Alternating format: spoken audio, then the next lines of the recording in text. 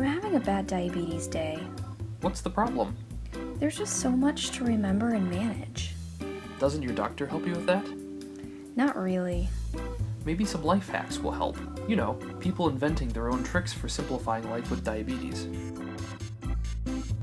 When our daughter was first diagnosed, doing injections was a little intimidating and overwhelming, especially because we had to mix insulins.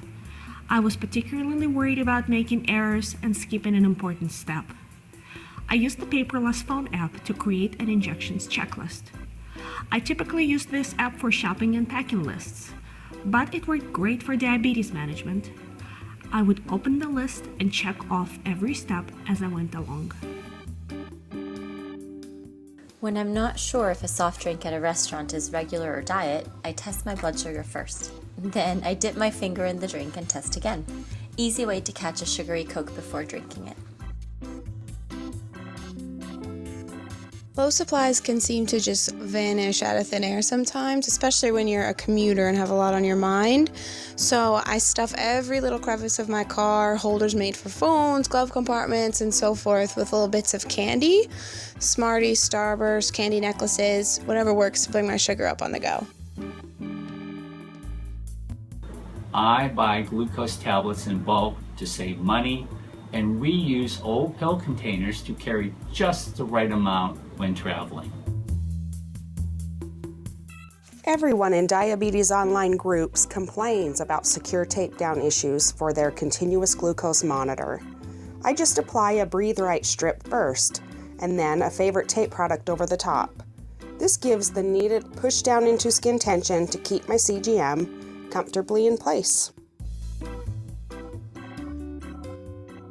I use a waterproof money belt to keep my diabetes supplies clean and dry, and athletic pants with discreet zippers for emergency glucose.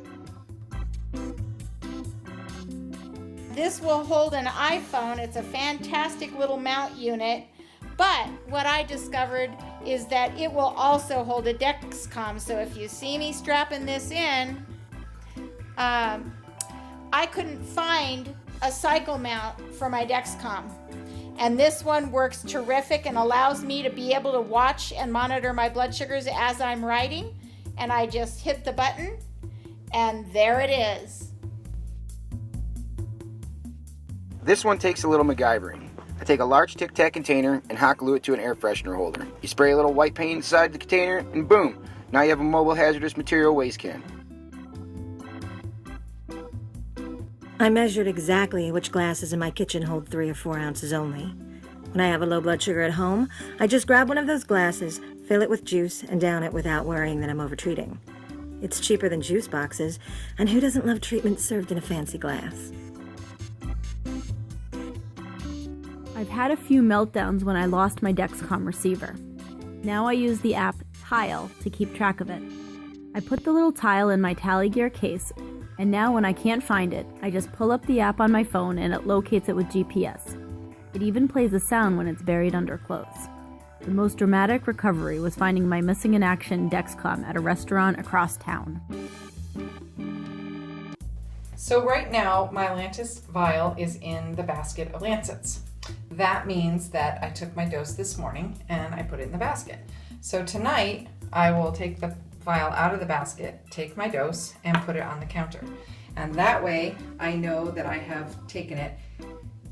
If I go to bed and I'm, sit bolt upright and say, did I take my Lantus? I will come into the bathroom, and if I see the bottle on the counter, I know I took it. If it's still in the basket, I know I didn't take it. And then tomorrow morning, I'll take my dose and put it back in the basket. Since I've gotten involved, I've met a lot of great diabetics who are working on building solutions, and we really encourage each other. And through encouraging each other, I think we all have learned to be more accepting of our diabetes, to really embrace being diabetic as part of who we are, and in finding solutions to take better care of ourselves. Simple fixes for everyday problems. We're tapping into the wisdom of the masses. We are not waiting for the authorities to create solutions. A sense of community and talking to others with the same experience matters. Who knows better what we need than the people living with this condition 24/7? Don't ask what patients can do for you, but what you can do for them. These are fancy words for frustration and burnout. Patients, healthcare providers, artists, designers, parents, kids, techies, engineers, tinkerers, scientists, advocates, researchers. Let's work together to make healthcare better. The future of healthcare is learning through doing, informal, networked, peer-led shared learning, participatory design of tools and technologies for health. It's group problem solving at its finest, crowdsourced answers to common healthcare challenges. It's clear that patients need more than medications and instructions.